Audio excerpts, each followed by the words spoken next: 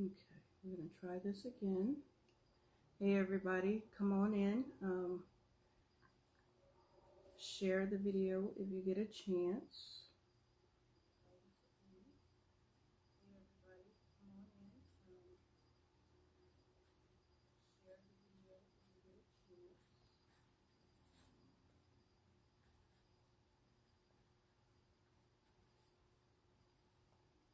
Okay. So, we're going to try this again. It's your girl, Laurinda Andujar from Heal the City, Inc. And I want to share a very special moment with you. Many of you know my story. You know why I do many of the things that I do. But I am going to share my story with you tonight.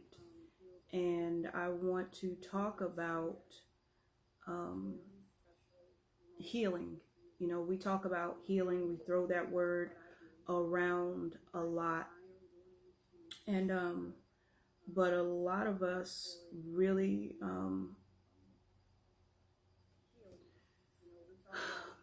we don't know how to express feelings. It's not something that we're comfortable with.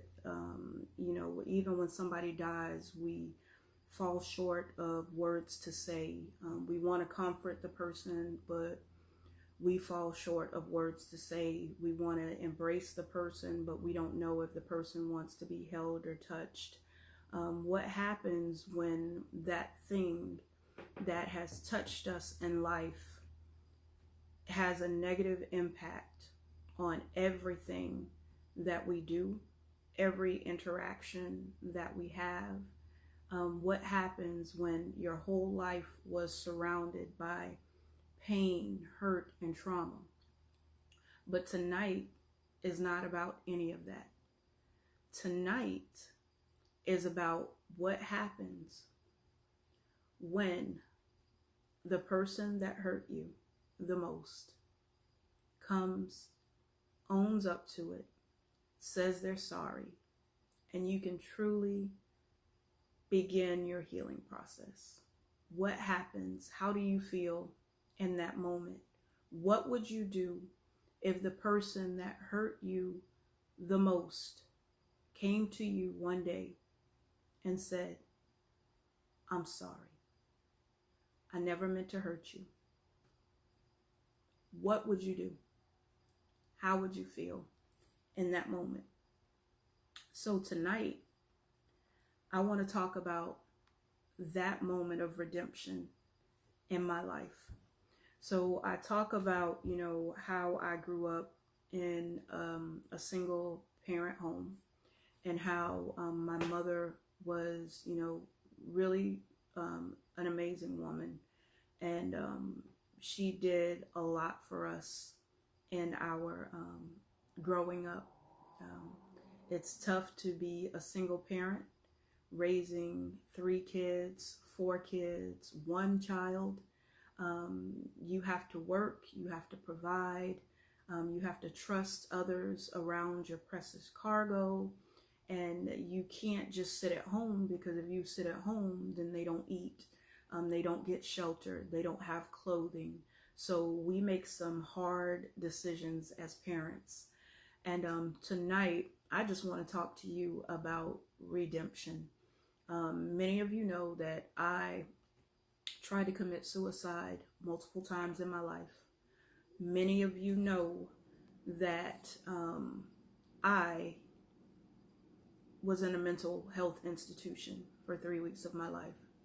Many of you know that I've struggled with domestic violence and things like that. You know that, you know, I've dealt with some relationship issues, friendships issues, different things like that. Many of you know that the reason that I do what I do is because so many people are struggling, and I want to see people healthy, happy, and whole. That's the reason that I do what I do. That is the reason that, you know, I fight every day to get up. I just want people to understand that they're loved. I want people to understand that they're not alone in this journey. I want people to understand that it's okay to um, be spiritual, to have religion, but it's more important to have relationship. So for those of you that don't know who I am, my name is Laurinda Andujar. I am the founder of She Blinked LLC, a professional development company. I'm also the founder of Heal the City Incorporated. An author, I'm a mother, I am a friend, I am a mentor, I am a grief recovery specialist. I'm a youth mental health first aider. I have a group of folks that travel with me, and we, host conferences. I am a volunteer. I believe in being servant leader. But the thing that I want you to know the most about me is I'm human. I make mistakes. I fall down. I laugh. I cry. I hurt. And I rejoice. And I want to share a moment with you that I thought that I would never receive in my life. Again, I went through a lot of grief and trauma, domestic violence. My house was set on fire. I had an ex that tried to kill me, write me a poem in blood. I suffered with low self-esteem, low self-worth issues, and a lot of different things. Went to college multiple times, dropped out of the college, had a problem finishing things in my life. And it all stemmed to me from one moment in my life. It was the moment that something was taken away from me that I could never get back, that I didn't have the privilege to give it away myself, and it was my virginity. I was molested at a very young age, and throughout some years, molested by multiple people, molested by someone very, very close to me. But I will tell you also, most recently, the person that molested me, the person that mattered that molested me, came to me, and we had a face-to-face conversation about those events that happened in my life. And that person apologized to me face-to-face for what the trauma. They apologized for the molestation. They apologized for the grief that they caused.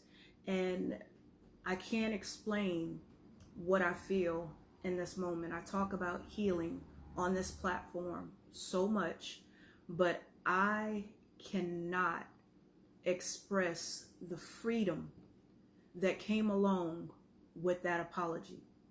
First of all, I have a newfound appreciation and respect for this man for coming to me and saying, I'm sorry. I didn't mean to do it. I have no excuse for the reason that I did it. You are a very special person in my life, and I'm sorry that I disrespected you. To hear those words, I'm sorry that I disrespected you, meant so much to me. And people go a lifetime without hearing, I'm sorry, for such traumatic events. People go a lifetime searching for fillers, and God was so kind to me that He allowed the person that molested me as a child to come to me, be a man, and say, I'm sorry. I love you, and I never meant to hurt you. I didn't have an excuse, and He did not make up an excuse for what He did. So in my life, for the first time, I truly know what redemption feels like. For the first time in my life, I know what it feels to be whole. For the first time in my life, I truly understand what forgiveness is all about. So when we talk about healing, when my sister Angel, Nicole from Liberated You, talks about doing the work. This is what doing the work is about. This moments like these, you will, you fight all your life to get to this moment in life where the person that has done you wrong comes and gets the apology. And sometimes in our lives, we have to be okay with not receiving that apology. And the moment that I was okay with not receiving the apology and being able to go around this person and being able to love them from a place of true authenticity, just the word love itself, it says love is patient, love is kind, it does not take account of wrongdoing. So to be able at 47 years old experience that true love, that true grace, and that true forgiveness is an amazing feeling. Again, I can't explain how I feel, but I wanted to come to you and share this moment with you about grace, redemption, love, and healing. So now on this platform, I can truly walk up to someone that has gone through the muck, that is laying down in the dirt, that doesn't know where to go, that thinks that there's no way out, that has gone 40, 50 years without experiencing true healing, and to say that one day it will come if you have the heart to look for it, if you have the wisdom and the courage to have those true conversations. So the fact that here I am 40 something years later getting to experience the day that the person who molested me, that violated me, came to terms, came into their own courage, and had the conversation with me, looked me in the eye and said, I'm sorry, I never meant to hurt you, and I never meant to disrespect you. So I wanted to share, I just had to share this moment with you because it just feels amazing to feel whole. And there's so many of us out there chasing this moment.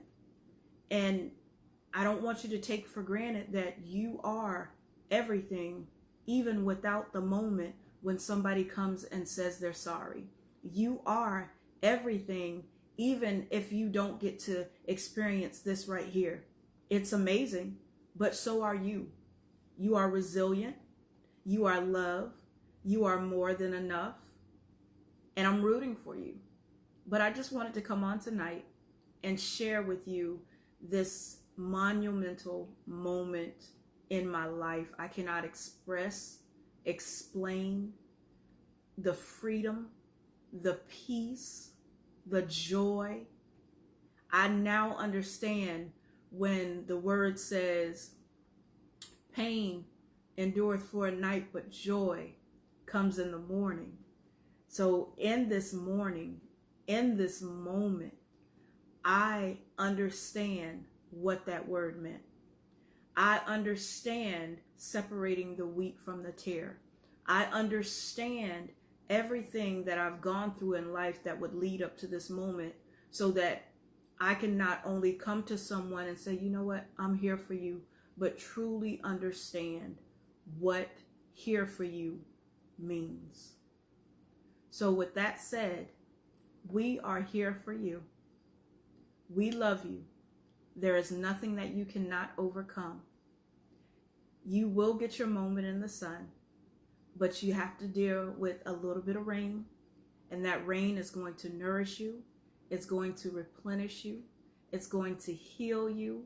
I don't know if you see this glow, right? There's a glow that comes with forgiveness. There's a grace that only God can give you for someone else. And to be able to grow into this moment where I can accept the apology, welcome the apology, love on that person because they are an amazing person who made mistakes and they owned up to that mistake. So I come to you as a new person, healed. I'm kind of speechless right now, but it felt good to get the apology. So I'm praying that one day each of you who are seeing this live or do the replay, that you get to experience this moment too, because it is such a beautiful moment. It is such an amazing moment. So thank you for taking the time to sit here with me for a few minutes. I know I rambled a little bit at the beginning, but you got to see it from my perspective, to wait 40 something years to hear the person that molested you tell you that they're sorry, and to be able to embrace that person, and to see that person for their true vulnerable selves in that moment and love them. So hopefully you are having an amazing night. Thank you for allowing me to share this moment with you. Be blessed. I love you, and there's nothing you can do about it.